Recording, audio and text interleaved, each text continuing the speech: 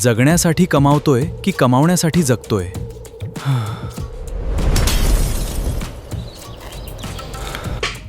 मी 58व्या वर्षी खूप मोठा ब्रेक घेतला. आपणास ब्रेकबद्दल काय वाटतं हे जाणून घेण्यासाठी हा व्हिडिओ शेवटपर्यंत नक्की पहा. बस आली. बागुल सर आणि नानाभाऊ माळी यांनी केलेलं स्वागत मनापासून आवडलं. बस सुरू झाली. प्रवास सुरू झाला. गाण्याच्या मैफिली रंगू लागल्या.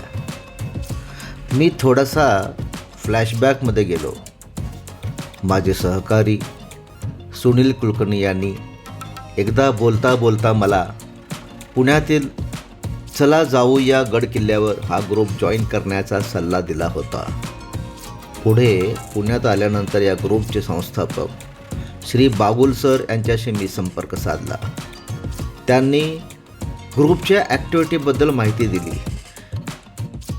त्यांची ट्रेकिंगची संकल्पना मला खूप आवडली. सततची धावपळ आणि रोजचे नवनवीन टार्गेट यांना मी कंटाळलो होतो.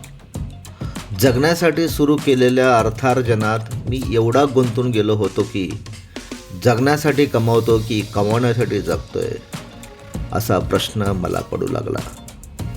आपल्या गरजा किती आयुष्य बाकी, आपणास नक्की काय हवे आहे या सगळ्यांचा मेळ मी घातला आणि वयाच्या 58व्या वर्षी स्वेच्छानिवृत्ती स्वीकारली.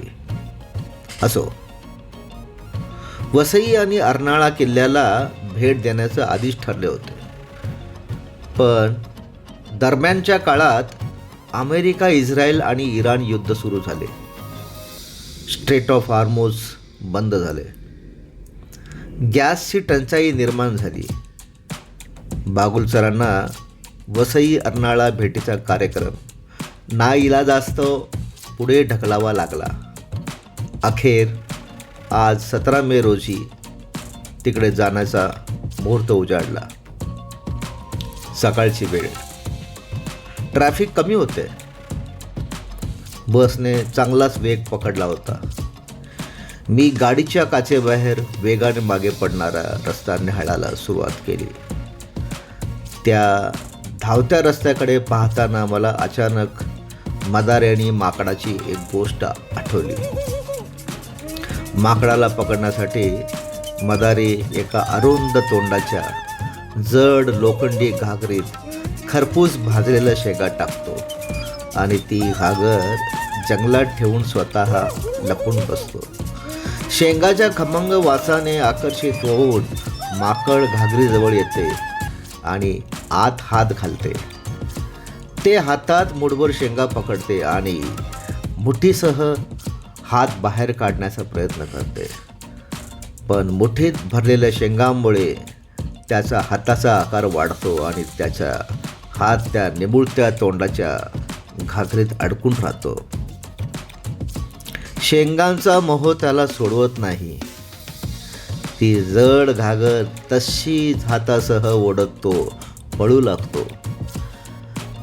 घागर जड असल्यामुळे त्याला उडी मारून झाडावर देखील चढता येत नाही आणि तो अडखळत पळत राहतो. मदारी याच संधीचा फायदा घेतो. तो त्या माकडाला सहज पकडतो आणि आपला बंदी बनवतो. आपणही आयुष्यात न कळत या माकडासारखेच वागत असतो. तथाकथित स्टेटस आणि खोट्या प्रतिष्ठेच्या बागेत धावताना आपण नैसर्गिक जगणं विसरून जातो. त्या खोट्या प्रतिष्ठेला आपण इतके घट्ट चिकटून राहतो की त्यासाठी आरोग्य, पैसा, मनःशांती आणि कुटुंबाचीही भली मोठी किंमत मोजायला तयार होतो. मूठ न सोडणाऱ्या त्या माकडासारखीच आपली अवस्था होते. आपण परिस्थितीचे गुलाम बनतो आणि आपला यात बळी जातो. पण यातून सुटण्याचा उपाय अगदी सोपा आहे. हातातल्या शेंगाचा मोह सोडून मूठ उघडायची आणि हात मोकळे करायचे, संकटातून स्वतःची सुटका करून घ्यायची असते. काही वेळा 2 पावले मागे जाण्यातच शहाणपण असतो, कारण हार कर जीतने वाले को बाजीगर कहते हैं. आज मी एक सर्वसामान्य व्यक्ती म्हणून या सहलीचा आनंद घेण्याचे ठरवले होते. फक्त निरीक्षण करायचे, जास्त ऐकायचे आणि कमीत कमी बोलायचे याची मनी गाठ बांधली होती. बाहेर उष्णतेची लाट होती, अंगातून घामाच्या धारा वाहू लागल्या होत्या, पण मनात काहीतरी नवीन अनुभवायची ओढ होती. कदाचित त्यामुळेच की काय, नेहमी AC मध्ये वावरण्याची सवय असलेल्या मला त्या घामाच्या धाराही सुखावून जात होत्या. शेवटी आम्ही वसई किल्ल्याजवळ पोहोचलो. बागुल सरांचे सहकारी मित्र श्री डिसिल्वा आपल्या पत्नीसह आमच्या स्वागतासाठी तिथे हजर होते. गडकिल्ल्यांचे अभ्यासक श्री मुकुंद वेताळ यांनी आम्हाला किल्ल्याबद्दल सविस्तर माहिती दिली. पोर्तुगीजांच्या काळात हा किल्ला म्हणजे एक अतिशय श्रीमंत आणि आलिशान शहर होतं. विचार करा, तिथे स्वतःची टांगसाळ होती, म्हणजे सोन्या चांदीचे नाणी पाडली जायची, मोठमोठे वाडे होते, आंतरराष्ट्रीय व्यापार चालायचा.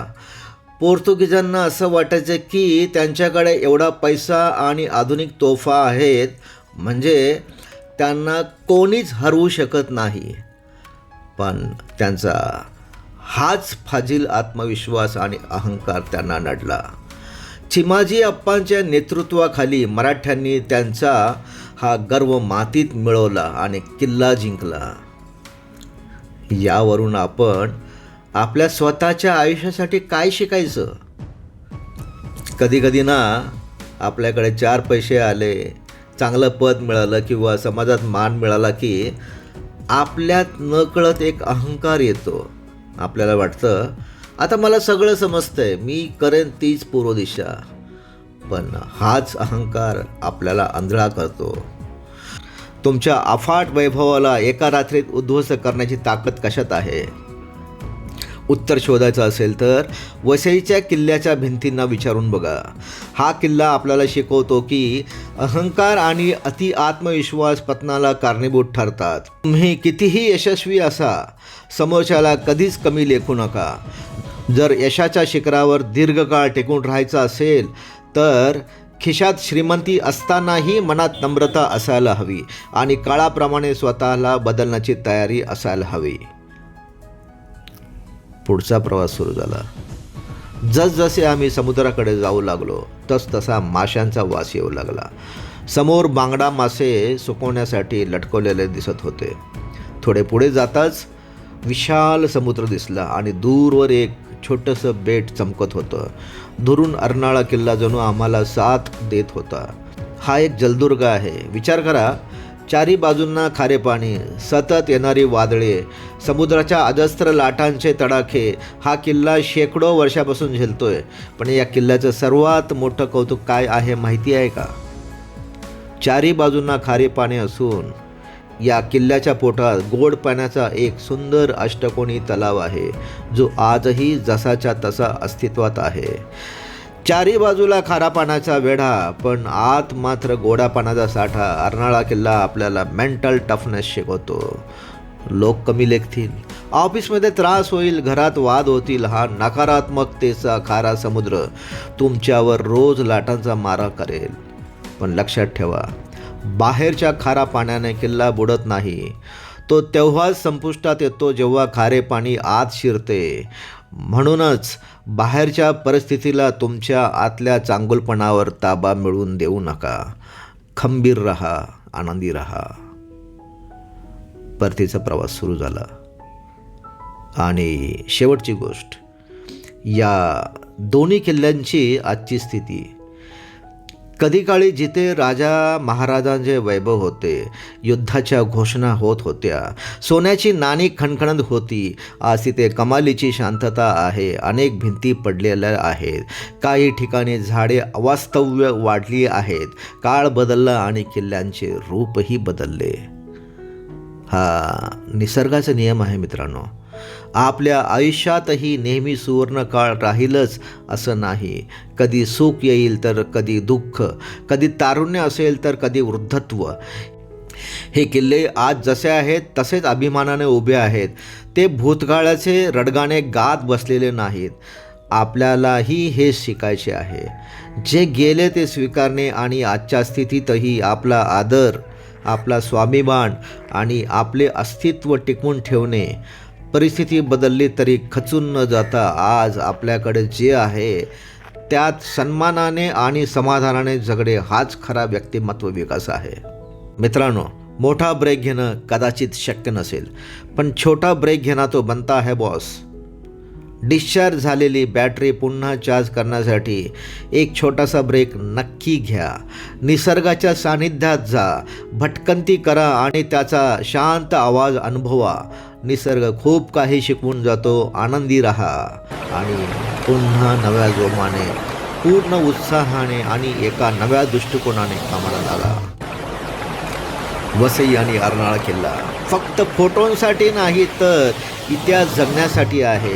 तिथल्या भिंतींना स्पर्श करा, त्यांनी अनुभवलेली वादळं आठवा आणि स्वतःला विचारा, संकट तर येणारच, पण माझ्या आयुष्यातील वादळांना सामोरं जायला मी इतका मजबूत आहे का? त्यावर काम करा. तुम्हाला माझ्या मनातलं हे मनमोकळं बोल कसं वाटलं मला कॉमेंट करून नक्की सांगा. तुमच्या एका कॉमेंटने मला खूप प्रोत्साहन मिळतं. व्हिडिओ मनाला भेटला असेल तर चॅनलला लाईक करा आणि मित्राबरोबर शेअर करा. पुन्हा नक्की भेटूया अशाच एका मनाच्या कट्टावर. तोपर्यंत काळजी घ्या, मन मोकळं जगत राहा. धन्यवाद.